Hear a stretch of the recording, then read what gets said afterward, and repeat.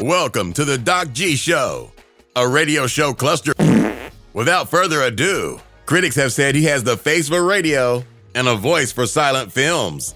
Your host, Ben Doc G Gordon.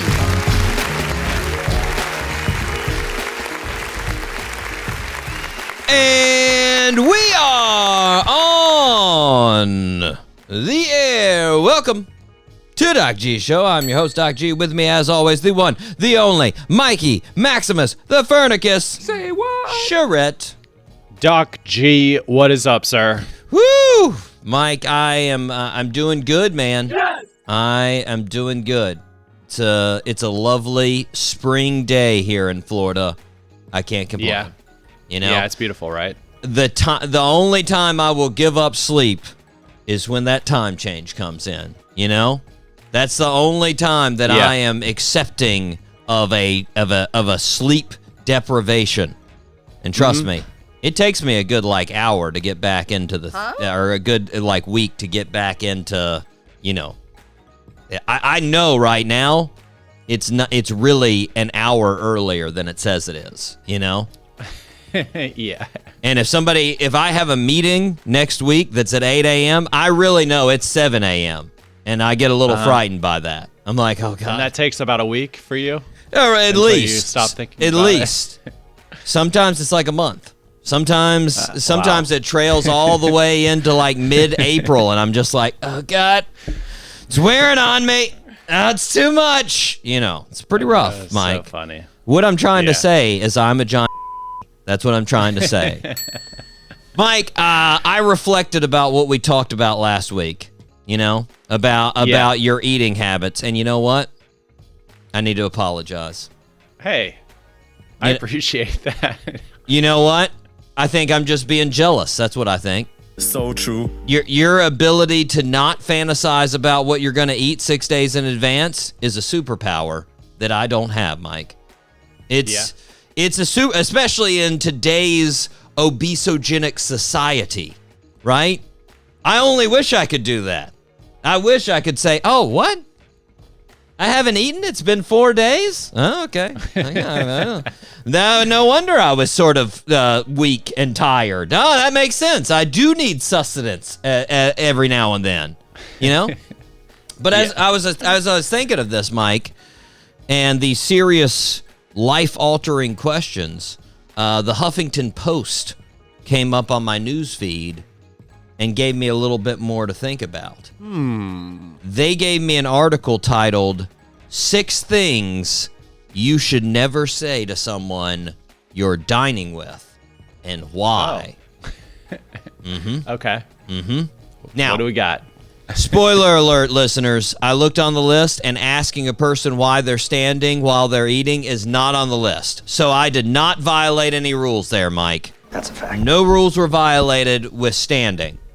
But okay, that's good. There's some important ones here, Mike. They talked to Heather Baker, a licensed clinical social worker and the founder of Prosperity Eating Disorders and Wellness Center. And she said, which is a weird title, by the way, Prosperity Eating Disorders. It sort of associates the eating disorders with prosperity, which, I don't know. Not good. Anyways, she said, Mike, quote, eating and talking to people, it's a way to forge a connection with someone else. Food is a universal commonality that we all share. So it's only natural that we have this desire to comment on it. Amen, Heather. Amen. Yeah. But not surprisingly, Mike, we tend to comment on it incorrectly because we're all morons. So we're going to go over the 6 things we shouldn't say. First off, Mike, quote, I would never eat blank. You know, put in anything there, you know? So as you're eating, you shouldn't say, oh, I would never eat that, whether it's, you know, something they're eating or not. Now, I thought you shouldn't say this because it makes you sound like a pompous, but apparently this could make them feel shame if they eat it, Mike. Oh, okay. Yeah. And maybe they feel shame because you're a pomp. So maybe I was right. You know? Yeah. Goes both ways. But next on the list, Mike, you're not going to eat all of that, are you? What's the next one? You're not going to eat. Now, Mike, I don't know. I've never been diagnosed with an eating disorder, but I can tell you, I get that one all the time. That's a fact. I get that one nonstop. You're not going to eat that, are you? And my answer is always yes. Yes, I am going to eat all of that. Doc G, what are you eating that's causing people to say this? Are you just like eating like vitamin powder? No, I'm eating whatever the restaurant brings me, right? Oh, I got you. And they're like, you're not gonna eat all of that, are you? And I'm like, yeah, I am. Yeah. You apparently That's why we're here. You apparently don't know me. Okay, I am going to clean this plate. Number 3, Mike. Oh, you're being good today, or oh, you're being bad today, or oh, you're being healthy today, or oh, you're being unhealthy today. So basically labeling the food that they're getting as either good or bad based on, the options that they had. Yeah, I can see that. Not supposed to do that, Mike. Do you ever get that one? I mean, not really. I get it. Not really. I get it. I get it a lot on lunch outings. I get it with the other workers because, like, I've found if I get a big meal for lunch, I get that afternoon-itis, For sure. And all I want to do is just take a nap for the rest of the day. So I usually try to pump the brakes on lunch, get something like a salad. Yeah. And people I'm eating with all the time are like, oh, being healthy today? Word. Now, I do something that the Huffington Post probably won't endorse. When they say, oh, being healthy today, I just say yes, as opposed to you unhealthy piece of But, I don't think that might be the best option to go with. Probably not. Probably, maybe not. But you work with a lot of health guys, help people and who think about health. So I can see that. Yeah. Number 4, quote, are you dieting? Are you dieting? Yeah. Never comment on how food is going to affect someone's body, Mike. Mm-hmm. That second tip is good to let us know it goes both ways, So if you see someone really going to town on like the Pizza Hut buffet, it's not a good idea to be like, are you trying to make the next weight class in your wrestling club? Is that trying to get up there? Are you dieting? Bump some calories? Cool. Carbo load. Number 5, Mike, you look healthy. Mike, this one would just sort of confuse me. I'd be like, why? Did you hear something? Should I be? Do I have Ebola? What's going on? Why do I need to check? Look healthier than I anticipated. I thought you were gonna look like you were on deathbed there, but yeah, apparently. Anyways, lastly, Mike, number 6 here on the list. That looks good. That looks good. Oh man, I break that like every time I eat. Mike, I'll agree with you. It seems innocuous, man. That seems like, that's fine. But apparently it can cause someone who's recovering from an eating disorder to spiral out of control. Oh. Yeah, because they'll like, they might think if you think it looks good, that means then it's like, unhealthy or it's bad for them, and then they're eating too much and they feel fat. So, Mike, bottom line, I think they could have titled this article, "When Eating with Other People, Mind Your Business." I think that's what they could have titled it, Yeah. Which is noted, listeners. This point is, eat what you want to eat. Mm-hmm. And stand up if you want. Go for it. I'm minding my business. I have listened to Huffington Post, everybody. Don't eat for 2 weeks. I'm minding my business. I don't care. Do what you want as far as your food. I'm going to mind my business. And Mike, while I do that, you want to fire the show up? Let's fire up the show, Doc G. All 3 engines up and burning. 2, 1, 0 and lift off. Mike, we have a terrific show. We have the Grammy Award-winning Mississippi Hills blues legend, Mr. Cedric Burnside. Cedric Burnside. Can't wait to talk to him, Mike. He is, you know what? I'm going to bring this up in the interview. He was on the old Conan O'Brien Show back in 2002, awesome. playing with his granddad back in the day. Yeah, man. Awesome. If I could have played the Conan Show in 2002, oh my gosh, prime time would have blown my mind, man. Yeah. That was. I mean, no offense, love Conan now. For sure. He is where he is now, but back then, it's like you said, he was all the rage back then. Everybody was watching that. Yeah. You were the coolest person in class if you were bringing up clips from Conan, and you were yeah, I slept 4 hours last night, but I watched Conan, and I'm pretty awesome. That's a fact. Mike, we need to start where we start though. Birthday suit. Happy birthday, Mr. President. Mike, you were 19 and a half out of 27. Now, I will... Let's go. I will tell the listeners, last week I gave Mike a little bit more hints probably than normal. So we might even it out on the next couple. But, Mike, I think you can get 2 out of 3. I'm pretty confident with 2 out of 3 this week. Cool. This first one, we'll see.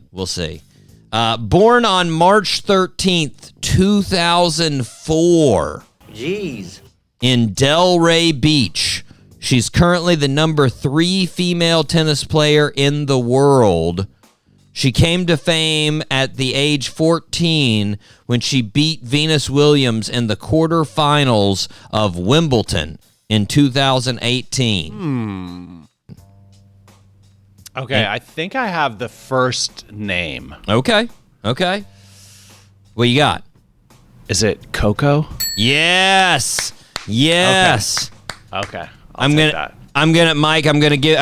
You're gonna get the last name. What sport have I been interested in recently? Golf. Coco Golf, correct. All right, yes. let's go. There we go. Now it's spelled Gauff, but it sounds it's close enough. Golf. Yeah. Golf. Cool. Mike. Her mom was a former track athlete. Her dad was a former basketball athlete. So she had some genetics, little genes in there. Just a little. She started playing tennis when she was 6.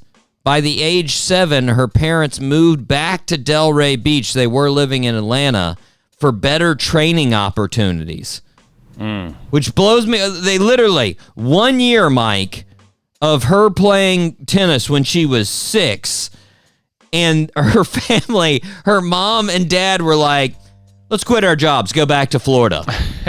Yeah. What? Talk about some pressure. Hey, no pressure or anything, but me and your dad are putting everything on you. We have quit our jobs. Everything's going into you. So if you suck, you have ruined our family. Just to let you know. That's no pressure. That's a lot for a 7-year-old. That's a fact. But she became the number 1 junior player in the world. Like I said, she made headlines when she got to the quarterfinals in Wimbledon at only 14. She turned pro that same year. Since turning pro, she has won the U.S. Open in 2023, and she's currently still ranked number 3 in the world, Mike. Side note, she's sponsored by New Balance. So there you go. Nice. New Balance is really they're getting some good talent. They're trying to get the young bucks in there, Mike, I gotcha. They're trying to be like, hey, we're not old dad shoes. We get young people, okay? Which, kudos to them. But it's going to be hard to lose that old man moniker because that's the old man shoe. Let's be honest. It's Agreed. New Balance. Yeah, it is. So, But Skechers is making a run for him, though. Skechers, yeah. Who did they have a NBA player? Is it Kawhi? No, it's not Kawhi. No, Kawhi's New Balance. He's New Balance, yeah. Yeah. Yeah, no. My dad is sponsored by Skechers, and by sponsored I mean he buys their shoes. But he sponsors Skechers. he got so excited, Mike, when he found out they had the tread of the shoe is made from Goodyear tires. He was like, "Oh my gosh, funny. I can go so many miles on this," and I was like, "All right, I guess, sure." Mike, are you ready to rip some headlines? Let's rip some headlines. It's now time for Rip from the Headlines. Oh man, Mike, this story made me laugh several times. I don't know if you saw it, but it's such a movie thing. It's so great. So Madonna is back out on the touring circuit, Mike. Yep. Yeah, good for her. And she was out bringing it to the fans, you know. And last week she was in Inglewood, California at the Forum, and she made quite an embarrassing mistake. She was performing, and she was trying to get the crowd hype, you know. She's trying to raise the roof, if you will, an old idea. She realized that one person was sitting down during her performance, and she was like, "Hey, what are you doing? Sitting down over there? Hey, yeah. What are you doing? What are you getting out of sitting down? What are you getting out of sitting down?" She then walked a little closer and realized the person was in a wheelchair. Aw, come on. Yeah. And that's when Madonna did an about face and said, oh, okay, politically incorrect. Sorry about that. I'm glad you're here. And then continued on with the show. Oh, man. Mike, that just made me think about our foot and mouth moments a while back. And I was like, I'm sure Madonna's had other moments, but that's a pretty great option right there. That's a pretty good option. Oh, man. Hey, what's this turd doing? Not standing up at my show. I mean, seriously, what? Oh, it's physically impossible for him to stand up? Oh, and I just called him out in front of 10,000 people? Whoops. Sorry. Thanks for coming. Sorry.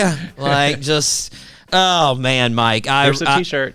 I watched the video of it, too, and, it's just so funny because she's got so much sass to start out with, and then she realizes, and you can see that clear moment that she realizes, and she's like, oh, and then just, no walking back, man. Oh, man. Mike, I got a interesting one here. Apparently, hundreds of schools across the country are canceling classes next month on April 8th in preparation for the total eclipse. Ooh. Yeah. There's a 115-mile wide band that travels across the country, Mike, that will experience a total eclipse. You're not getting it. It's not happening in Las Vegas. So sorry. I'm sorry. Yeah. That's annoying. Yeah. It doesn't go through you, but folks in Conway, Arkansas, it's coming your way. Yeah, their whole lives, Mike, they've been questioning why they live in Conway, Arkansas. Well, now you have a reason.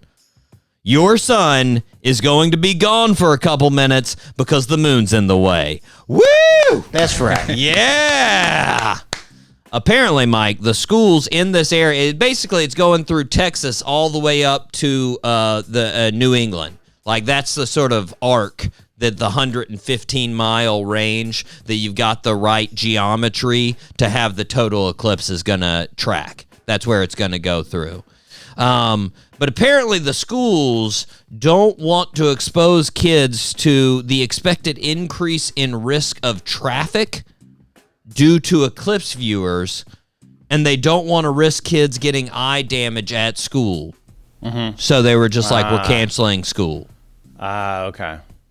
Which, not to be that old guy, Mike, but students just get out of class for anything these days. Come on, they really now. do.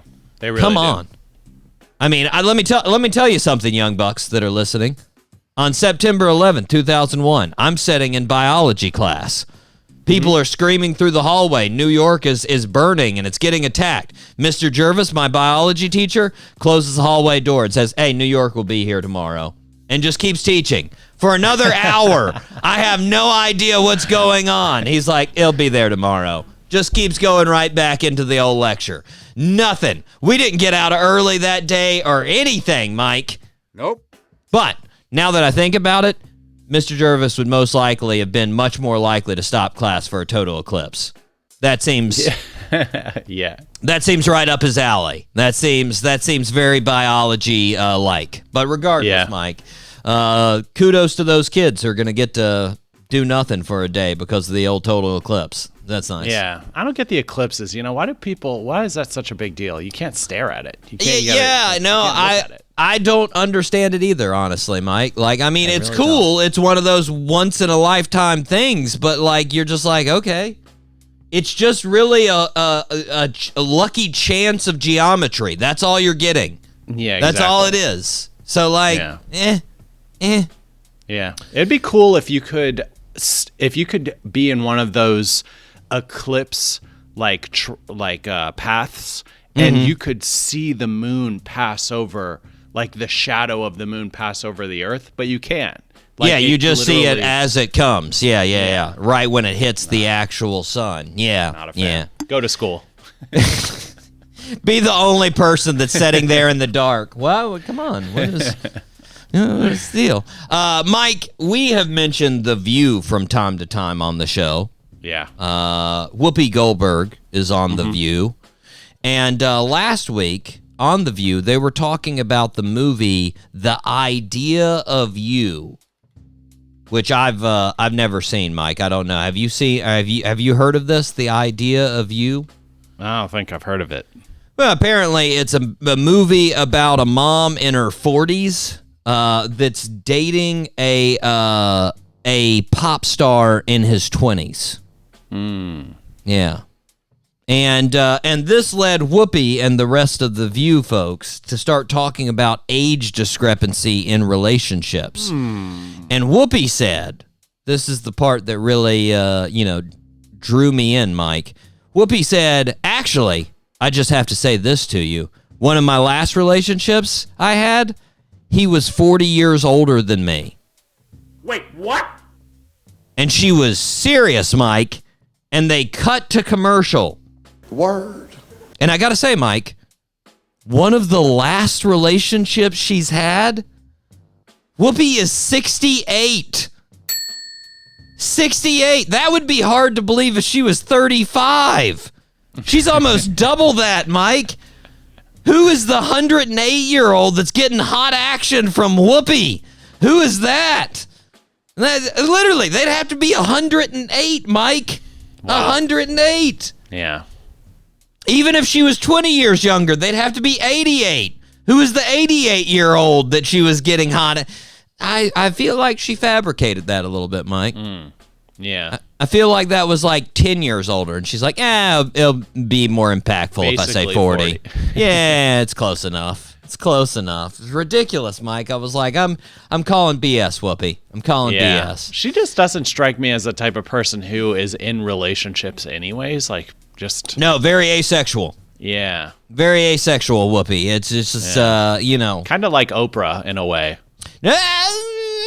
Oprah can get a little sexy every now and then. That's right. I can get behind Oprah every now and then, being like, hey, I see you. I see you looking good, Oprah. I can get there. But I can see what you're saying. She's not, she's not out there just looking you never see her with a partner. You never see any relationship controversy. It's like Oprah, and then there's like another guy next to her, but you're like, is that her assistant? Or is that guy, what's he doing? There's just an outline of a man beside her. Somebody, I don't know. Well, hats off. I'd like to hang with Oprah. Regardless if she's being sexual or not. I'd like, both of them, actually. I'd like to hang with Whoopi, too. Whoopi seems like a good time. Yeah. Regardless, Mike, here's a head-scratching headline for you. Maker of much-debated ALS drug says it may stop selling it after study showed it didn't work. Oh. Huh? What? May stop? You may stop? What the selling for if it doesn't work? What is that, Mike? All you're doing is screwing sick people out of money. That's ridiculous. That's ridiculous. Now, here's the kicker, Mike. Here's a couple things on this medication. The FDA was on the fence about this medication, whether they should make it FDA approved or not. And they were on the fence because the research really didn't show much improvement. But the company executives told the FDA regulators, hey, we'll voluntarily pull the drug from the market if follow-up research doesn't confirm that it helps. Which just happened. And they said, we may stop selling it. Oh, come on. No, you said you would stop it. You would pull it from the shelves, you greedy And here's the kicker, Mike. Here's the kicker. How much do you think the drug costs a year to get a year's supply of it? Oh, $10,000. $158,000. Oh, my goodness. $158,000 for something that doesn't work. You're not making yourself look too good, pharmaceutical company. You're not doing it. That's terrible. But you know what, Mike? Let's go on to something a little bit happier. You know? Well, it's not gonna start happy, but it's gonna get happy, Mike. Okay. And that's a little Tom Brady news. Yay, Tom Brady. Yes, Mike. Remember when there was a lot of Tom Brady news, and we were concerned that Giselle could be shacking up with her jiu-jitsu instructor? Yep. Well, it seems pretty confirmed now. Oh, yeah. A source told People magazine, Mike, which, come on, it's basically like the FBI telling you, right? I mean, a source told People magazine. And the source said, Mike, they're taking it slow. The couple of Giselle. They're taking it slow. Yeah, they're taking it slow. They started out as, quote, great friends first. She's a very private person about this and wanted to keep it quiet while they got to know each other. Yeah, Mike. I think I know why she wanted to keep it quiet. That makes sense. I get why she wanted to keep it quiet. And of course they're taking it slow. Oh, Joaquim over there has been playing the long game for like the last 4 years on this one. Yeah. I can give you a little jiu-jitsu, maybe a little something on the side. What was that? Nothing. That's cool. Anyways, yeah. But don't worry, Mike. Here's where it gets happy. Tom wasn't concerned. Nope. Tom was posting shirtless thirst trap pictures on Instagram from his new Miami pad. And his caption, Mike, was pool party. Where is everyone? ? Yeah. Where were we? I was about to say, Mike, Tom, you tell me and Mike what your address is. We're there. We're there. Me and Mike are there. No questions asked. No we way. will bring our own floaties. Okay? Yep. We will, and you're gonna find this hard to believe, Mike, but his house, it seems pretty nice. Yeah. It seems pretty nice. Fairly recently, he added 2 pickleball courts. Cool. And it's 17,000 square feet. Cool. Yeah, 17,000. Awesome. That does not include the pickleball courts. Okay. That is indoor, 11,000 feet, or 17,000 square feet. It's got 11 bathrooms, Mike. That's enough.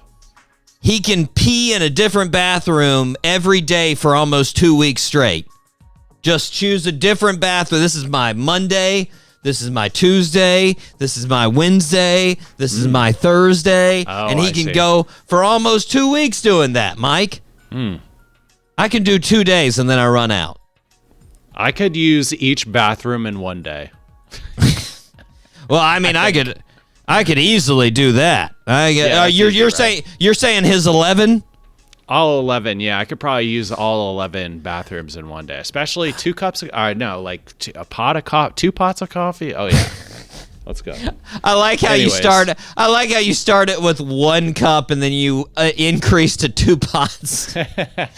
one cup, 2 pots. Okay, so I might have a problem. Maybe a little bit of a problem. Little bit. Mike, we are going to take a break. We are going to hear from our fantastic guest. This is Cedric Burnside right here on the Doc G Show. And we are back here on the Doc G Show. Spinnaker Radio, WSKRLP 95.5 FM in Jacksonville, Florida. Mike, what do listeners need to do?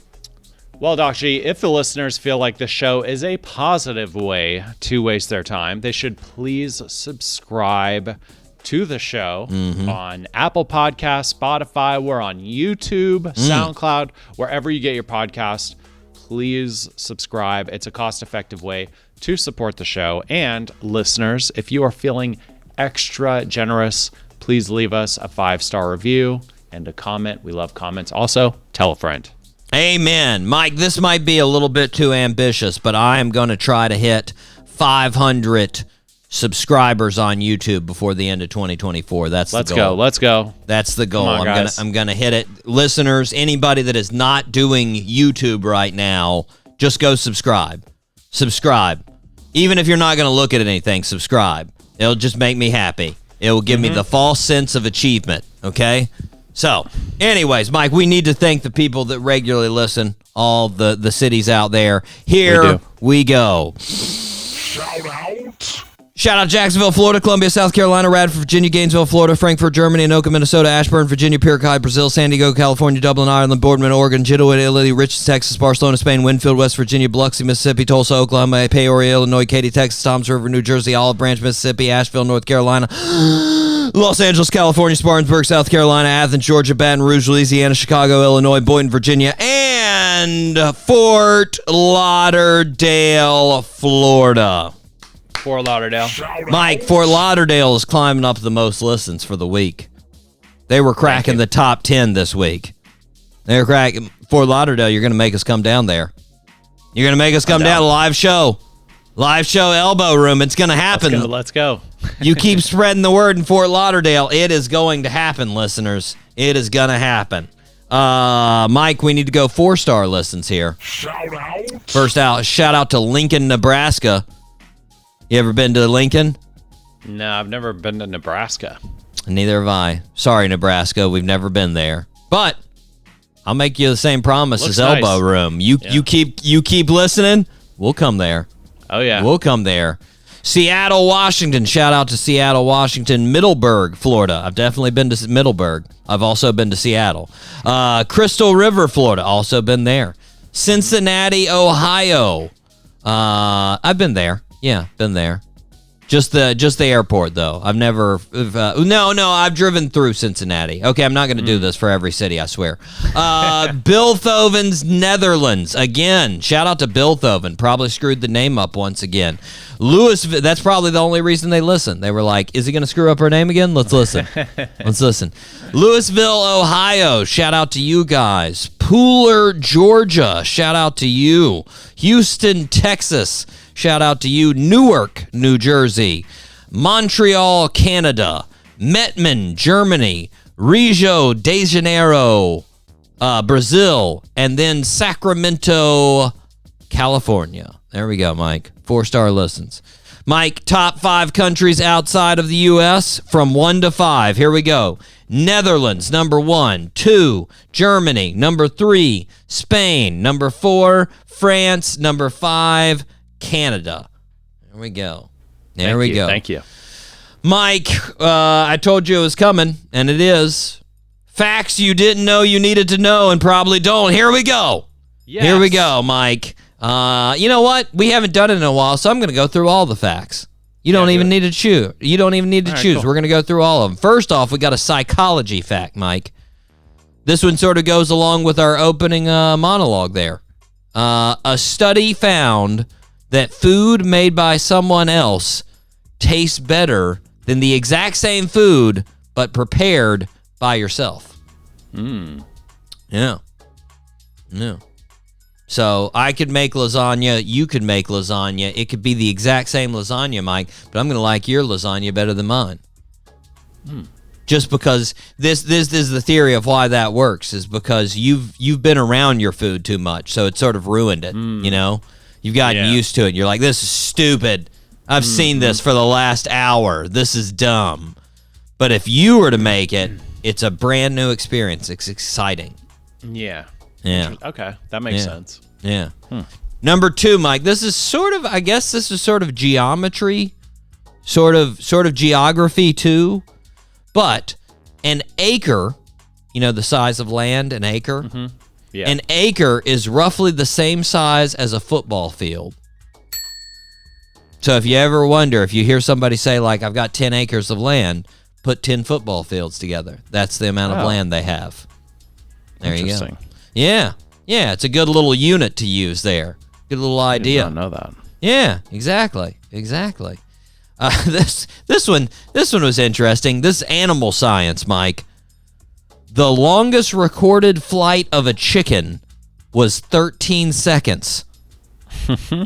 And they made it a distance of 301 feet. Okay, that's pretty good. It's a lot further than I thought.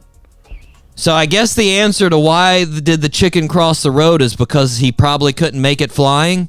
No. I'm guessing that would be the answer. Mike, here's 2 people facts. Number 4 is Isaac Newton fact. Cool. Probably a lot of people knew this about Isaac Newton, but for the ones that didn't know it out there, he invented the color wheel. Didn't know that. Yeah. He passed light through a prism and wrote a book titled Optics. He established Roy G. Biv, Mike. Roy G. Biv. That makes sense. Yeah, you see it through the...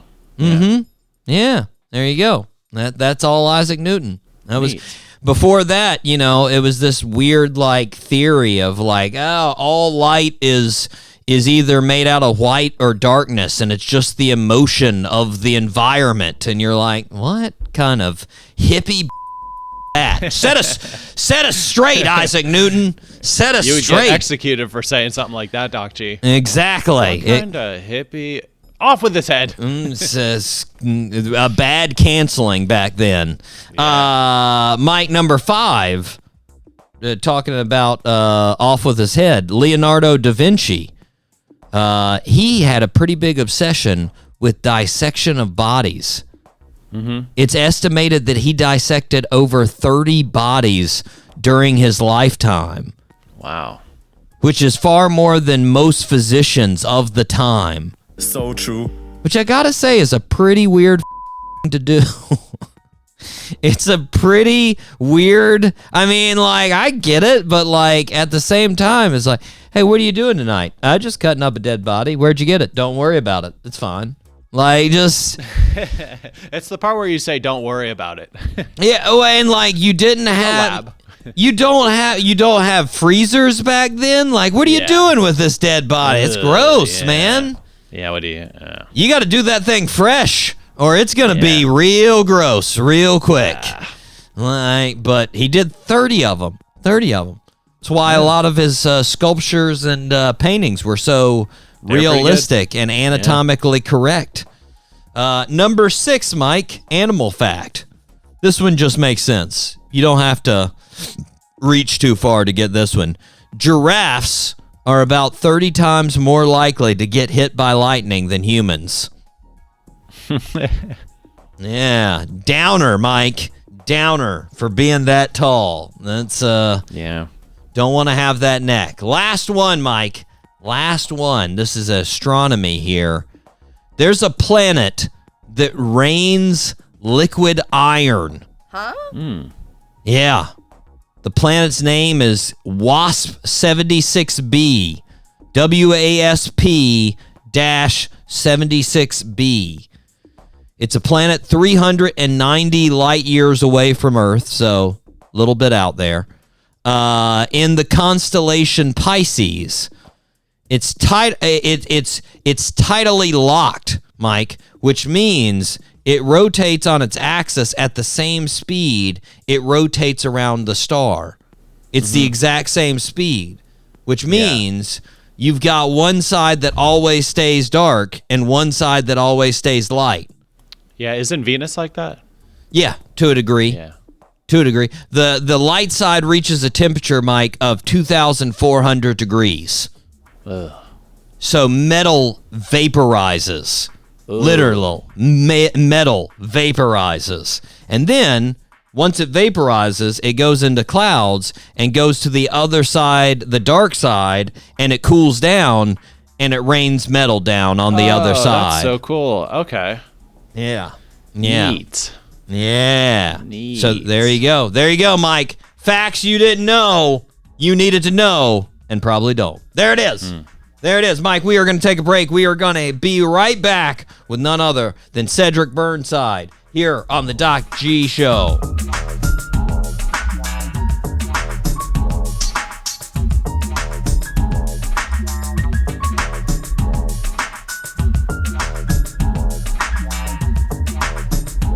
This is 95.5 Spinnaker Radio.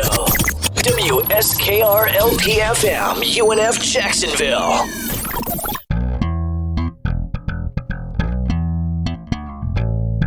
The Doc G Show. Because sometimes you need something playing in the background. Every Wednesday at 7 p.m. on 99.5 FM, Spinnaker.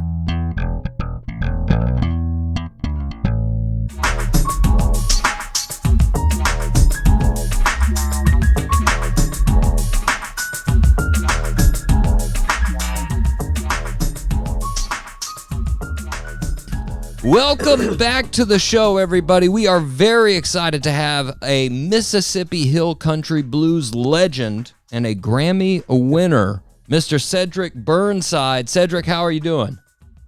How you doing, man? Thanks for having me. Of course.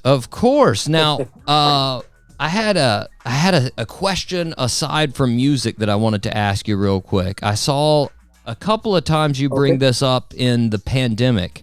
You mentioned in interviews that you had gotten into falconry. Are you still doing falconry now? Well, I'm still trying to get everything situated for me to do it more. But yeah, I still read a little bit here and there.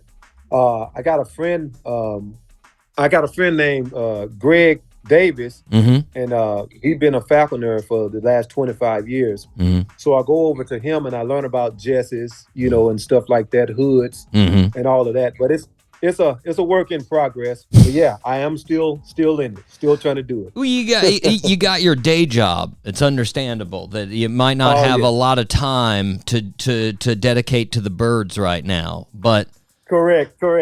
I was looking at it. I would like to do some falconry with an owl. I did some research and I knew they're not good falconry birds, but I got to be honest, I'd just like to have an owl sitting on my arm. I mean, they just look fun. I dig it, man. Me too. Exactly. I love that bird. Exactly. Well, let's switch to the main gig. Let's switch to music. Okay. You were born into a music family. And it's been with you your whole life. I heard you talk about how you have memories of your granddad, R.L. Burnside, having parties, on the weekends where music was sort of at the forefront. When you were like 5, 6 years old, what do you remember about those parties growing up? Well, that was sort of like my big daddy house, well, our house, because I was staying there with him. It was sort of like the juke joint spot, where people come every other weekend and just listen at my big daddy and my dad, Calvin Jackson, my uncles, Daniel and Joseph. They would just, set up the equipment and jam out, every other weekend. And, me as one of many grandchildren, I was one of the kids that was so just amazed at the music. I was one of those kids that just sit there and stare, while they play. And the other kids would be kicking up dust, But I knew as a young kid, I knew as 6, 7 years old that I was going to play this music. Yeah. I knew that then at a young age. Yeah. At that time, I didn't know what was so fascinating about it. It just fed my soul, and I was so into it. And by the time I turned 10 years old, I was old enough to play in the juke joints. Nice. Nice. Well, yeah, old enough for some, sure. Well, let me rephrase that. Not old enough, but good enough. Experience enough. Yeah. That's what I meant. Oh yeah. Good enough to play the juke joints. Your granddad's cousin-in-law was actually Muddy Waters, and he lived Correct. near him for a while way back in the 40s when he moved up to Chicago. And I was wondering, did he ever, when he was alive, did he ever bust out some Muddy Waters stories on you? Oh yeah, man. He used to tell me, how they used to, drink moonshine together and play house parties together as well. Muddy Waters and Howlin' Wolf. Howlin' Wolf was based out of West Point, Mississippi, which is about an hour and 20 minutes away from us. And he was real good friends with those guys, and they hung out a lot and played a lot. Yeah, he told us a bunch of stories about it. Nice. Well, you mentioned starting playing around 10 is when you could start playing in the juke joints, and I heard you say before you started basically messing around with the drumsticks around the age of like 7. When did it occur to you? Because obviously you've won a whole bunch of awards for drumming alone. When did it occur to you? Yeah, I'm pretty good at this. I'm a good drummer. Well, it took a little while. You have to have that self-confidence. But I guess I left this out. As my big dad and them was playing, the house parties. I, managed to get up there and find the courage to just jump on the drums, and I think I was about 7, 8 years old when I first jumped on the drums. Before then I was beating on buckets and pans and driving my mom crazy, driving her nuts. But I jumped up on the drums and yes, I was nervous, and I sounded bad, but people was like, man, look at that little young boy. He's going to be good someday, And, from there, it was the juke joints. And from the juke joints, it was with my big daddy, doing my first tour with him at age 13. And I think I won my first award for drums when I was about 21 years old. I won my first award. So it was a while. It was a while before you got that award. It's been a long time. Well, you guys obviously, you play hill country blues, which is correct, different than Delta blues. How would you, what would be sort of the summary statement? How is it different? What's the main difference you would say? Well, first of all, just being from the hill country area, there has this thing that it's an unorthodox rhythm in the music. You kind of have to, I'm not saying nobody can't get it, but you kind of have to, grow up around that area to really know the ins and outs of the songs. Because it can be complicated to come in on the song, and it can be complicated to end the song. But I would say that the main thing that stand out for hill country blues is the unorthodox rhythm, and the fact that they don't use the 1-4-5 as much as you would hear it in blues, hardly ever, to be honest with you. But yeah, I think that's the main thing that's standing out for hill country blues than any other blues. Would it be wrong for me to say two things? When I listen to hill country blues versus Delta blues or another form, it seems like to me there's more percussion usually, more sort of percussion sounds in the music, and then it seems like sometimes you guys get stuck on a good riff every now and then. There'll be a good good melody, and you guys just hammer it home. It's just one of those things that you keep going on it. Is that the case? That is the case. And when we get stuck on that riff, you don't hear no changes at all. It's just that riff, that droning riff. Well, I love it. Absolutely right. It's one of those things, it's like I always mention in sports. I never get it when a coach, they do a play, doesn't matter what sport it is, they do a play and it works, and then they go away from it and they do something completely different. And I'm like, but that worked. Why'd you go away from it? Do it again until they stop it. And that's sort of the same the thing that I think about with Hill Country Blues is I'm like, you're doing it until it doesn't work anymore. Well, my big dad used to say all the time, he said, man, if it ain't broke, don't fix it. Exactly. Keep it rolling until you go, okay, now we need something new. But if it feels right, keep it going. Keep it going. Well, now this is a little bit off a topic, but it's in the Hill Country area. I always like to ask this. If I'm coming to the Hill Country area, the north area of Mississippi, and I tell you, I'm driving, let's say I'm driving through on 22, and I call you up and I'm like, Cedric, where should I eat? Do you have a suggestion? Do you have a place, a go-to place? I do, man. And I tell everybody this, man, that would ask, what's the good food at? Mm-hmm. I would say it's a place called Foxfire Ranch. Foxfire Ranch. All right. Foxfire Ranch. And they're in Waterford, Mississippi. Mm-hmm. They're right in the middle of Holly Springs and Oxford. Mm-hmm. Mm-hmm. They north of Holly Springs. Mm-hmm. Mm-hmm. And man, when I say good food, it's gonna be some of the best home cooking that you done had. And the lady that cooked it, her name is Miss Annie. Awesome. And boy, she can cook up some food. I'm telling you, that'll be the best spot. Well, I've heard you talk about purple hull peas. Are there some purple hull peas going on there? Well, she mix it up, but she have made some purple hull peas, black eyes, and pinto beans. Oh man. But purple hulls, I like to make them at my house a lot. That was one of my favorites growing up. That my big mama cooked for me. They look good. They look good. So you played, like you mentioned, you played your first real show with your granddad when you were 13. Correct. In Toronto. And Toronto, Canada. Correct. Do you know why he chose that show? Like, did he say like, all right, you're old enough now, I feel like you're good enough, let's hit it? Or was it just like one day he was like, you're coming along, let's go? Well, I definitely know why he chose that show and why he chose me. Well, I had been playing with him for a while off and on.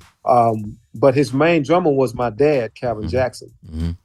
And my dad was getting ready to move to a little place called Oscolin, about an hour outside of Amsterdam. So he was getting ready to move to a completely new country. And so one night we was playing, my big dad and I was playing at the juke joint, Junior Kimbrough's juke joint, matter of fact. And Fat Possum come in.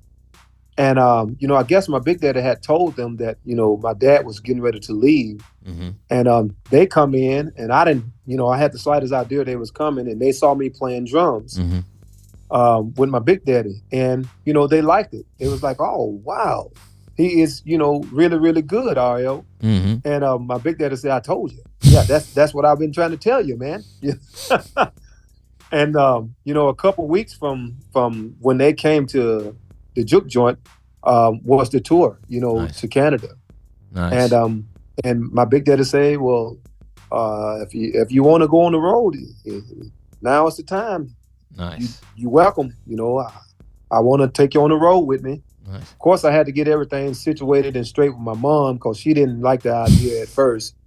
But it's her dad, so she trusted him, and the rest was history. Yeah.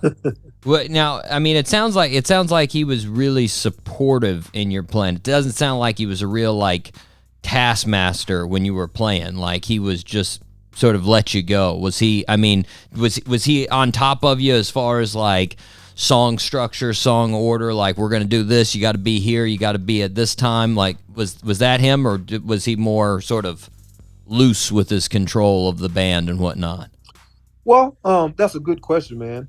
He was kind of loose. Mm-hmm. He would, keep an eye on me because, Mm-hmm. I was a young teenager Mm-hmm. and I was ready to explore and stuff like that, you know. So he would keep an eye on me in that sense. But when it came down to the music, I was so dedicated to the music and I loved it so much too.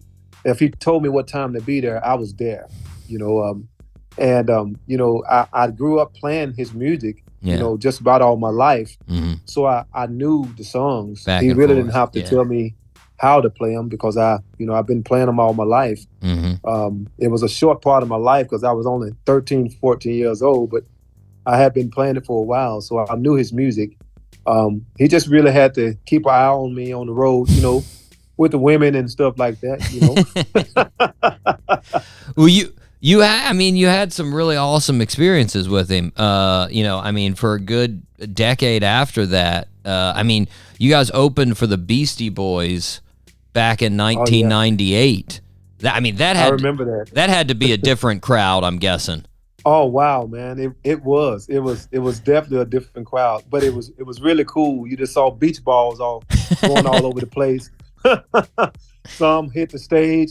I think I want to say Johnny Lang was on that show as well. Mm-hmm. But it was quite an experience, man. I enjoyed it a whole lot. Nice. Now, and that wasn't too long after that you also you played Conan O'Brien Show with your granddad Correct. as well. Correct. What were you at that time? 23-ish, 22? Yeah, that's right. I was about 23, 24 years old, and we went to New York to do the Conan O'Brien Show. That's right. That had to be huge experience. But growing up, you didn't have much TV in your life, so was it a huge deal for somebody that wasn't all the time watching TV? Well, it was a big deal, man. And to be honest with you, I hadn't got the butterflies in my stomach for a long time until then. Yeah. The first time I got the butterflies was the first show that I did with my big dad in Canada at 13 years old. But just knowing that I'm gonna be on TV and people gonna be looking at me from all over the world, that was something big. I was excited, but nervous all at the same time. You played it off cool. I watched the show just the other day before this interview there, and you looked like you're having a great time. Thanks. I was. It was awesome. It was a real awesome time. Well, you had all of those great shows. You had that great time. When did you start writing your own songs? When did you start looking at that? Believe it or not, Doc, I wrote my first song when I was about 12 years old. Oh, wow. I wrote my first song. And I kept that song for so long, man. Like, I never did anything with it because, at the time, I just didn't have that self-confidence in myself to even try to do anything with it. Yeah. But as I got older, I started writing more songs. And, of course, I wasn't playing the guitar at the time, so I had to kind of sound it out with my mouth of how I wanted it to sound. Yeah. But I started writing songs, fairly early in my life. And then later on, I started to do something with those songs with my uncle, Gary Burnside. Yeah. Did your granddad know about that song when you were 12, or was that just all to yourself?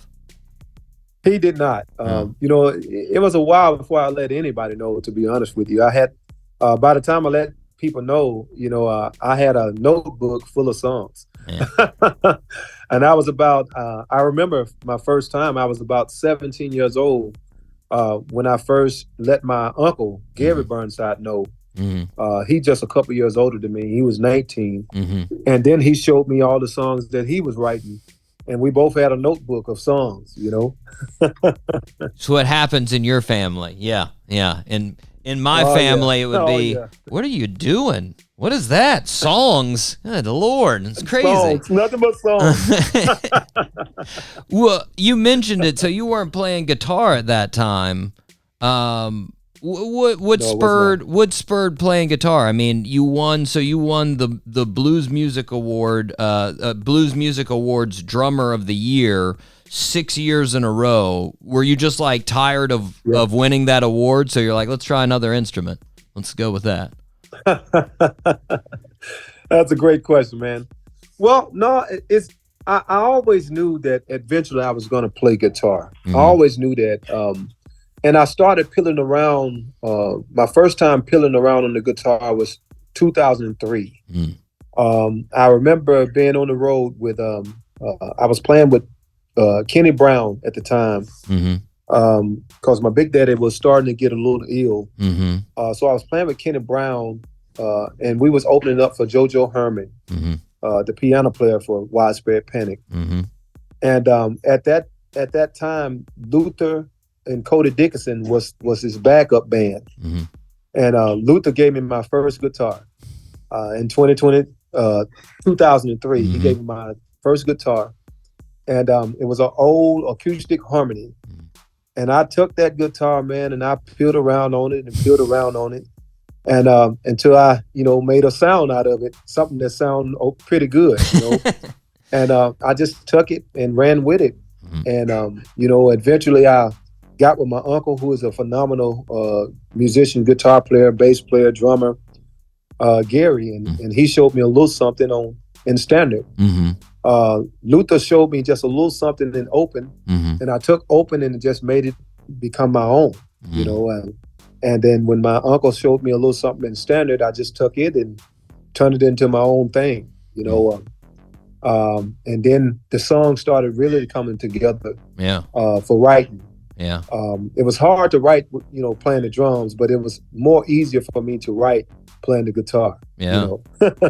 Makes sense. Well, now did your granddad ever like show you anything on the guitar, or were you just, I mean, since you were so into drums at the time, that never came up? Unfortunately, he didn't. And I wish, I was into it way before, he got ill and passed, unfortunately, in 2005. But I did get a chance to, play the guitar for him just a little bit before he passed. Nice. It was around 2024, not 2024, but 2004, when he started to get, ill and he was on bed rest. So I got a chance to, sit down on the side of the bed and just play him what I knew. It wasn't like I was great at guitar at that time, but I was able to pick out a tune or two, and show it to him. Nice. And he looked pretty proud of me. Well, I mean, thinking of the way that you learn the guitar and thinking of your origins in drums, do you think you have a little bit more of a percussive style of playing the guitar than, like, more so than a melodic style like a lot of blues guys do? Most definitely. Yeah. Most definitely, man. That's a great question. I know that I tend to, pick the guitar like I'm playing drums. It's like a rhythm thing to me. Drums is so rhythmic, and I played them for so many years. So I find myself getting on the guitar and I'll be, popping it just like I would do drums. Yeah. You're absolutely right. When you released your first solo album, Benton County Relic, how much was your granddad on your mind with that solo album? Because it was different. I mean, you'd released the project albums, Cedric Burnside project albums. You'd released other albums where you'd been playing on them before, but this was the first solo album. Yeah. Wow. You know what, man? My granddad, he always on my mind, but especially when I started doing my own, solo albums, I'm gonna say he was on my mind a lot. I thought about him a whole lot, actually. But just being around him, all those years, playing drums behind him, I was watching him, as well when he get on stage and he do his his solo acoustic songs, and how the crowd would be so amazed and, you know, just so in awe of, wow. And I would watch his musicianship, and I would watch his whole aura, just setting up there on the stage playing his guitar and just blowing the crowd away with his vocals and guitar. Yeah. And that old school sound, it just you know, it stayed with me. It fed my heart, it fed my soul, and I just love that style of music. Yeah. You know, and so when I write my songs, I tend to sound modern, but I also tend to sound a little old school, and that's because that old school is so embedded in my heart. It's so embedded in my soul, from my Big Daddy to, it's just what comes out of me. It's always going to be a part, yeah. So I think about him a lot. Yeah. Well, now you're about to come out with your third solo album, Hill Country Love, and that's coming out April 5th. And you recorded that in Ripley, Mississippi, and I heard it was essentially it's just this old building that you recorded it in. How did you choose that location? Well, you know, my intention was to start me a juke joint, you know, to bring back, you know, music that I grew up listening to. That same feel, for my childhood. Mm-hmm.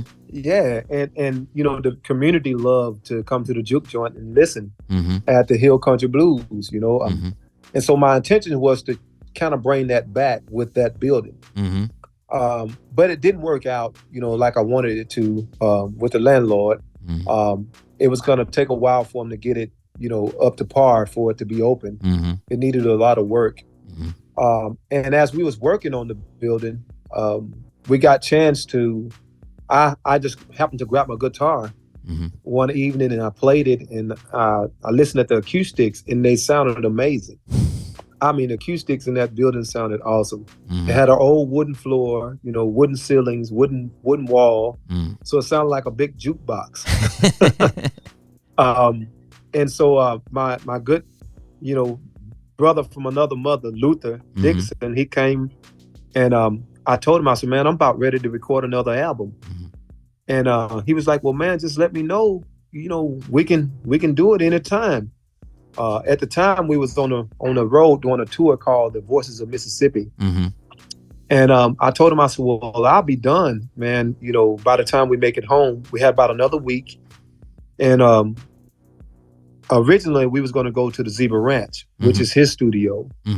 And I told him about the, you know, acoustics in the juke joint building. He was like, well, let's record it there. And I was like, well, okay. Yeah, that sounds good. So he took all of his stuff out of his studio and brought it all down to that old building. And that's where we recorded this album. It turned out great, man. I guess he agreed with you on the acoustics. It would have been bad if he would have got down there and been like, no, this sounds like crap, man. What are you talking about? Yeah, it would have. It probably would have been. But he came and when the first song, he was like, oh man, are you kidding me? Nice. How does this building have this sound? I was like, I don't know, but I'm glad it got it. It's like it sounded awesome. It's like those guitars. You gotta have that time for the wood to sort of mold. You gotta get that older wood, you know, and that older wood can just sort of get a warm sound that nothing else can get. Oh man, it had a warm sound. It had an awesome sound. Well, yes, it did. I've started asking this more often about new albums because I know, you know, it's never a good thing to ask an artist what their favorite song is on the album because obviously you wrote them all. They're all your favorites. But if I were to ask you about this album and say, what song would, if a person asked you, give me one song that sort of gives me the feeling of the whole album, what song would you want to give them? You say, I only got one time for one song. What song would you pull out and say, this will give you an idea? This will be the song. Ooh, man, you put me up against a wall in a hard place. But, because it's I think the whole album is great, but there's two songs on there that I would say. Okay. But I'm gonna give you this one. Okay. And besides Hill Country Love, I'm gonna have to say It's a song on there called Closer. Closer. And I think that song, it's hill country. Mm-hmm. Plus, it's talking about what's going on in the world today, and just how people would live and how they would make decisions in the world today. There's some that would help them and some that would not help them. Mm-hmm. And that song came from me because I have been in them similar situations a few times myself. So that's where that song come from. Me being in those situations and hoping people can relate. It's a little bit selfish for me. I always like asking that question because it makes it like Christmas when your album comes out, because then I'm looking forward to that song. I'm like, all right, I got this song. This is the one. So on April 5th, I'm going to be ready for Closer. Well, all right. One last question before we go there. Are you feeling any pressure with this album just because of the Grammy? You get this big award, this huge award, obviously. Every musician sees these Grammys and goes, man, one day, maybe Grammy. Now you've got a Grammy. Do you feel any pressure as far as replicating that performance in their eyes? I do not. I just really, I write my music according to how I live my life, and what comes out of me is what comes out of me. Mm-hmm. I can say this. I honestly think that, this Grammy is just one of many. I do believe that, there will be many more to come. Nice. And my music is unique, but not just because my music is unique. It's just because I love music and I write all kinds of songs, and I got several albums right now that's already written that ain't even out yet. Wow. So I just thank the Lord that for the talent, and I know there's another one coming. Awesome. No pressure.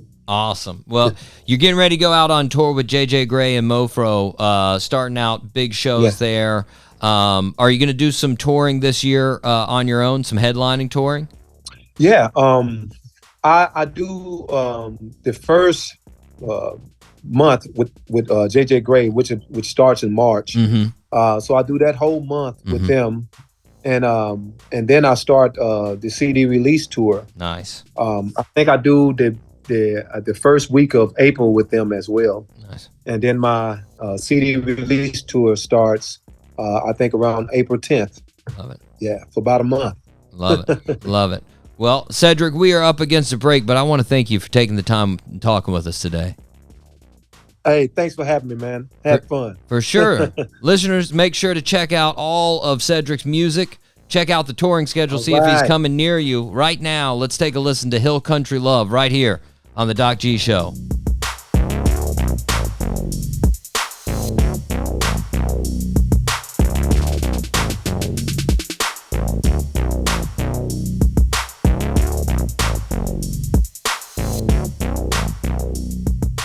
And we are back here on the Doc G Show, Spinnaker Radio, WSKRLP, 95.5 FM. You just heard Cedric Burnside right there. What an enjoyable fella, Mike. Yeah, just an enjoyable fella. Falconry. Have you ever thought about getting into falconry, Mike? No, I've never. No. Yeah, well, like I told him, I haven't really ever been into actual falcons. Like, I don't want to have a falcon on my arm. Mm-hmm. But I would like to. I didn't know you could have owls in falconry. And I was like, I would like to have an owl. That would be awesome. We are fans of owls. Big old fluffy owl just landing on my arm. And I'm like, hey, how was that? Did you catch a mouse that time? High five. Wing high five. Nicely done. Be nice. But that'd be pretty cool. That's right. And you know what? Good for Cedric for coming on the show. Thank you, Cedric. Yeah, we appreciate it. Thank you. Make sure you listen to his new album, folks. It's going to be fantastic. Can't wait for it to come out. Mike, we need to move on to the fastest growing segment in the world. Mike C Top 3. That is correct. Now, Mike, you chose, an interesting one. You chose the old top 3 board games. Yes. Now, I want to let the listeners know out there that are getting hyped, thinking I'm going to throw down some kind of crazy, game magic. Listeners, I'm not going to throw down Settlers of Catan or Magic or Dungeons and Dragons. I've never played any of those games, to be honest. That may make some of you sad. You're like, oh, yeah, he's not the nerd I thought he was. I know. I'm sorry. But I've just never been interested in investing that much time. I've had friends that like it, and I'm just like, I don't want to do that for 3 hours, man. Like, it's all just on cards, and I'm going to be like, oh, well, now I have this spell. Cool. And now I can do... No, I don't care. Just, I know it could be fun, listeners. Don't get me wrong. I know it could be fun. I don't want to invest that time. I don't want to do it. Just never cross that bridge, Mike. Who knows? Maybe when I'm like 60, I'll get into it hardcore. And I'll just start playing it all the time. Magic. I don't know. Magic the Gathering Club. Exactly. I've got time then. But regardless, Mike, I got a couple honorable mentions. You got any honorable mentions? Yeah, I got a couple. Okay. You throw yours out there on the table. Now, with board games, does there have to be a board involved? I mean, that's one of mine does not have a board. One of mine in the top 3 does not have a board. So I'll say, as long as it's people and it's playing and it's not a TV, it's not anything. Oh, awesome. Okay, then I'll save that for one of my top 3. Okay, so honorable mentions. I am a fan of Monopoly. I know it's not, there Connect 4. I love Connect 4. Oh yeah, Operation. That's nice. Operation, yeah, also nice. A great game. And since we're going to my top 3 just changed a little bit. Yeah. So here's a game that I recently played, and I've never played a board game where I looked forward to playing it that night. Right. We looked forward to playing this, but it was called Trekking the National Parks, and it's just about collecting national parks, and you learn about national parks. But that was a good one. But those are my honorable mentions. I like it, Mike. Yeah. I like it. What about you, Doc G? Mike, my honorable mentions, one, it's not really a board game. It doesn't count. But like in that definition I sort of gave you, it does. Writing Mad Libs with other people. It's one of my favorite things to do. Oh, okay. Mad Libs are awesome, especially when you use vulgarities. It's great. Yeah. You throw in a Mike's penis in there and you're like, that doesn't go there at all. That's awesome. So true. Just good times. Monopoly, I put it up there too.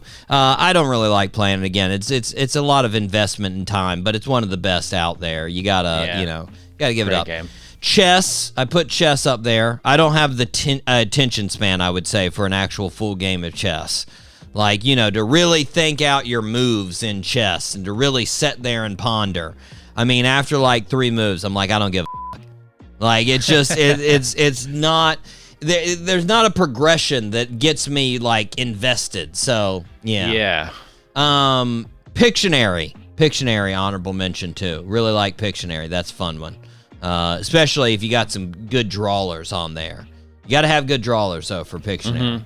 Got some dollars, it's not going to be good. It's not going to be good. Okay, Mike. My number, one other honorable mention. Sorry. One other honorable mention, Trouble.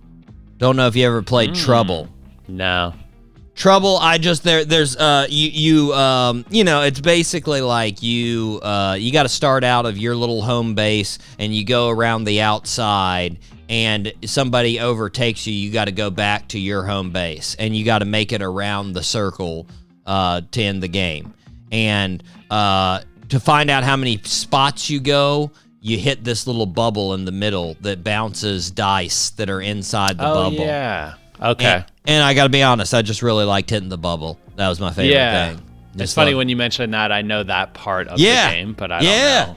That's the most fun part, man. That's what everybody loves, hitting that bubble. It's a good time. But anyways, Mike, moving on to my number 3, Trivial Pursuit. Trivial Pursuit. Okay. Yeah. I like any game like that. It's basically trivia. I like any trivia game. That's fun. That's a good time. Trivia's fun. Yeah, it's a good time. So Trivial Pursuit, I'll get down on any time. All right, Mike, you're number 3. Doc G, you ever go to the bars with the trivias? Do you ever do the trivia at the bar? Those are fun, right? I do, but like honestly, it's one of those things that I think I'm pretty good at until you get these crazy that are at trivia that you're like, where do you have this knowledge from? What are you like, Secretary of State in 1933? Yeah, I got it.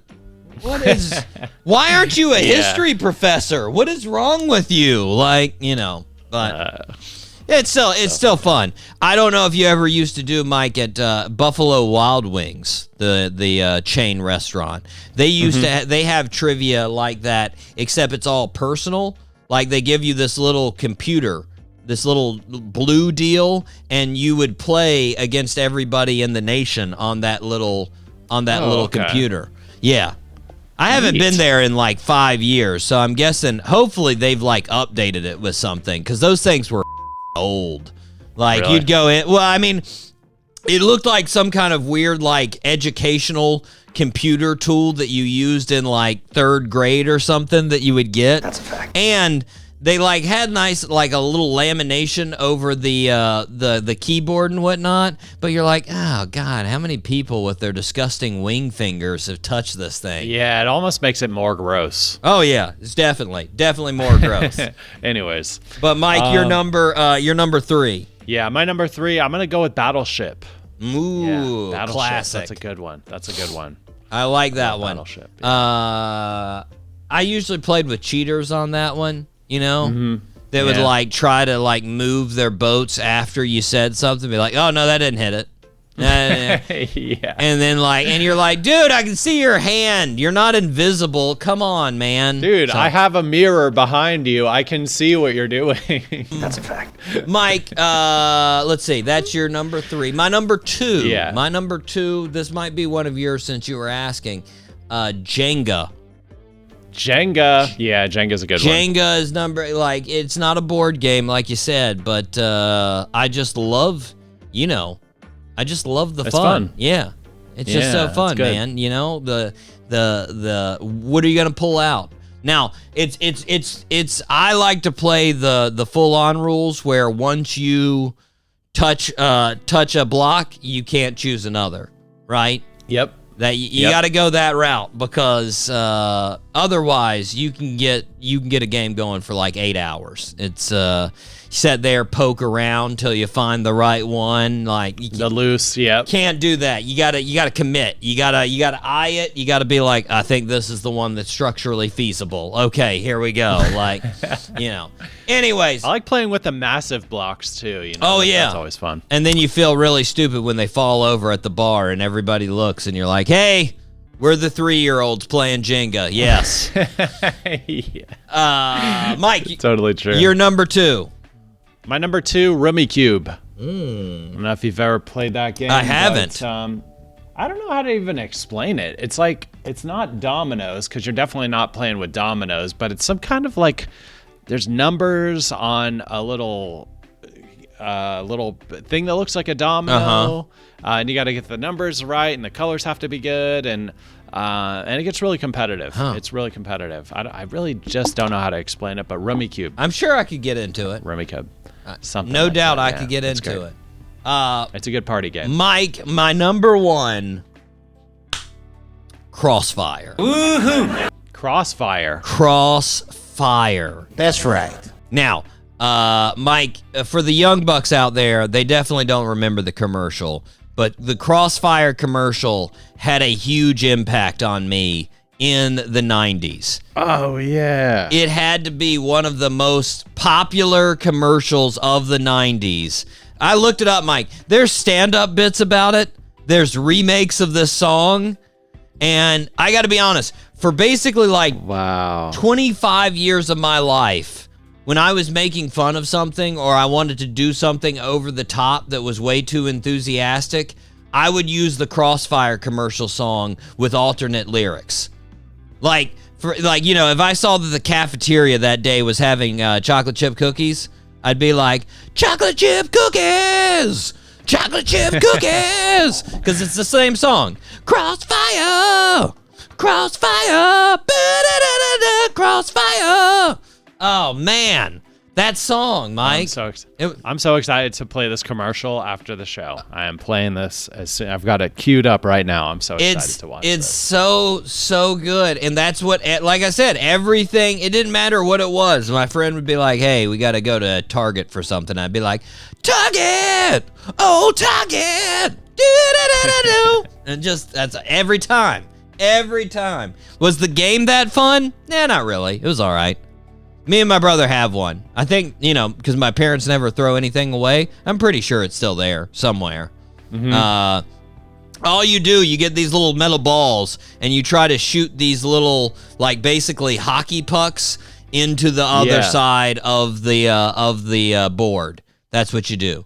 I mean, it's pretty fun. It's not bad. But, it's one of those things. I remember me and my brother got it for Christmas, and we played it for like 2 days and then never played it again. It was basically like, But those 2 days. Worth it. They were good days. Worth it. Mike, you're number one. Most boring answer ever, but checkers. I'm such a big fan of checkers. I love playing checkers at Cracker Barrel. I'll play you at your house, at your grandma's house. I love checkers. So a little bit of strategy. When people are like, I'm playing chess, not checkers, you're like, not me. I'm playing checkers, not chess. There is no. Yeah, I'm playing. There is no three-dimensional thought here, folks. I'm going. Nope. I am king me. You. Yeah. That's. Yeah. Okay. All right. I haven't. Yeah. I don't know how to play chess. I haven't played checkers, Mike, and I don't know how long. I don't know how long it's been since I've played checkers. I would guess it's been at least a decade since I've played a game of checkers. That's what I would guess. I think me too, to be honest with you. I don't know when the last time I played was, but it's a good game, and I do look forward to the next time. All right. Okay. Fair enough. Let's run a game, Doc G. Live show. We're running a game of checkers. First Crossfire, then checkers. Okay, sounds good. And I'm gonna bring in. We're gonna hire a house band, and they're gonna play that song the whole time we play the game. It's gonna be amazing. Mike, we need to move on. Got 2 birthday suits. I'm giving you full credit for Coco Golf. Shut up, listeners. I'm giving him full credit. Okay? Don't sass me, listeners. I need it. We're going to do 2. Like I said, I think you can get 1 out of 2 here. Do you want the younger rapper or the older rapper? Younger rapper. Okay. Younger rapper, here we go. Born on March 13th, 1998. in Louisville, Kentucky. Our birthday suit wearer is a world-famous rapper with songs like What's Poppin', First Class, and Lovin' on Me. He was recently featured in the remake of White Men Can't Jump. Is it Mac Miller? Nope. No. Mac Miller passed away. Not Mac Miller. Man,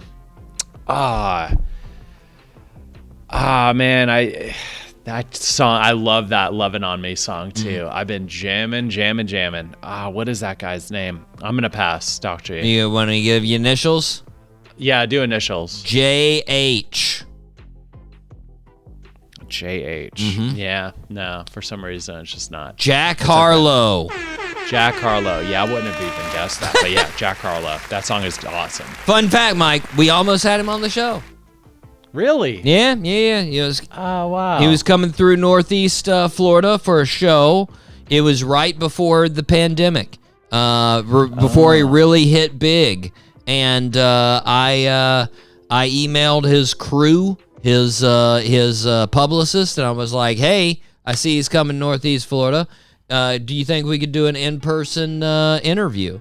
And they were like, yeah, we'll have to set it up, blah, blah, blah, blah, blah. And then pandemic.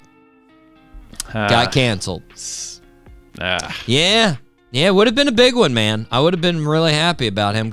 I mean, that would have been a big one of explosive growth after he was on the show. It would have been insane. That'd be one that I'd be bringing up to people all the time. I'd be like, Jack Harlow? Yeah, we had him on the show. No big deal.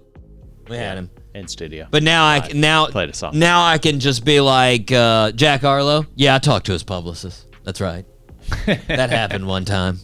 Probably not even. Still got the email. Probably not even his publicist anymore. He probably fired and got somebody bigger. Who knows? But he grew up in Shelbyville, Kentucky, Mike. Moved to Louisville. Began rapping at 12 when he used a Guitar Hero microphone and a laptop to record songs. Him and his friend made a CD that they sold to other students at middle school called Rippin' and Rappin'. Yeah. 2015, he released his first commercial EP. After he graduated high school, he moved to Atlanta, and I like this, to supplement his income because he was just moving down there on a hope and a dream, Mike. He worked at Chick-fil-A to supplement the old income. Chick-fil-A at Georgia State Cafeteria. Nice work, Jack. Nice work, man. That same year, he was signed to DJ Drama's label. In 2020, he released What's Poppin', which became extremely popular on TikTok. That's where he saw the boost in his career. He then released the first single from his album, the album being That's What They All Say. The single was Tyler Hero. His second album featured songs like First Class and Lovin' on Me. Side note, he's also sponsored by New Balance, Mike. There you go. Cool.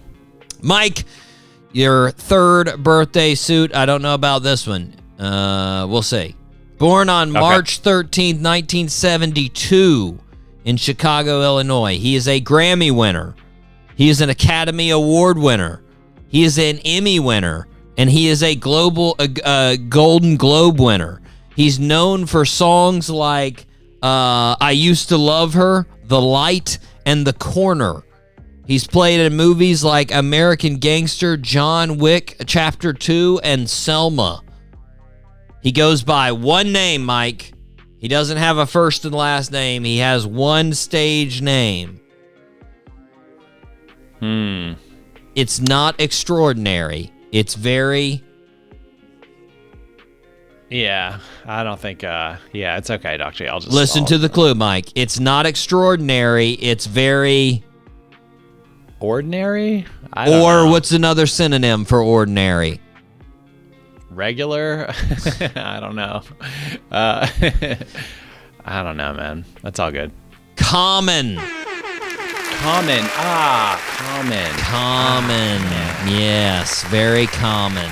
Yes. Yeah. Born on March 13th, 1970. That would be bad for what game is that where you got to give clues like that? Which board game is that, Mike?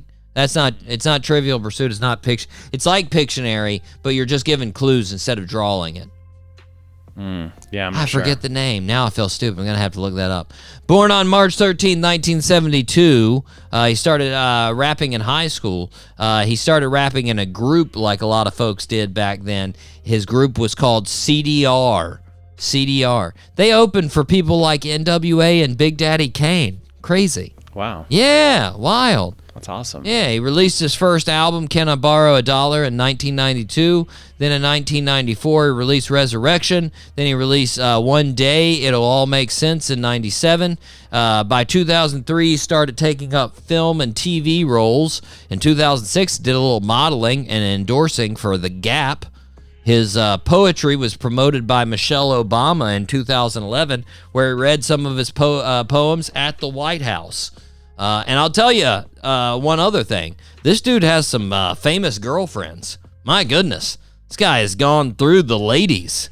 Erykah Badu, Taraji P. Henson, Serena Williams, Tiffany Haddish, Jennifer Hudson. Just, my goodness. Wow. Yeah, Common. Getting around, man. Getting around. Regardless, happy birthday to Common, turning 52, Mike. 52. Nice. Looking good for 52. Yeah, that looks great. By the way, Jack Harlow turning 26. 26. Mike, bad week. Got one. Yeah. You got one. It's all right. It's all right. You'll redeem yourself. You're still in a good place. You're still in a Especially good place. Common, too. I'm such a big fan, but, I didn't know any of the references. Oh, well. It's all right. It's all right. It's all good. Mike, we need to wrap it up for this week, but we have some great shows coming up. Next week, we have the fantastic Hannah Wicklund on the show. Can't wait to talk to her. We also have the fantastic Roger Earl of Foghat, the legendary Foghat. 5 gold albums, 1 platinum album in the decade of the 70s. These guys were 70s rock, man. Can't wait to talk to Roger. But until then, Mike, we need to wrap it up. I've been your host, Doc G. With me, as always, the one, the only, Mikey, Maximus, the Fernicus, Charette. Always a pleasure, Doc G. Thank you so much for having me. Also, next week, top 3. How about this? Oh, good call, Mike. Cultural traditions. Top 3. You really saved that. We're about to not have a topic that the listeners would know. Good call. And I would have let it go if I didn't have anything ready, but I feel like this is a good one. I'm like, yeah, Doc G. Well, we'll see you later. Cultural references. Cultural traditions. Traditions. Yeah. How about that? Yeah. Like. Okay. Yeah. Something different. Yeah. I have no culture, so I'll have to go out I have none. Yeah, We'll have to go. This is perfect for us. Cultural appropriation of other folks that we really enjoy. Yeah. But Mike, yes, that will be our topic. Listeners, write it down. Cultural traditions, top 3. But until next week, zip it up and zip it out. Zippity-doo-dah.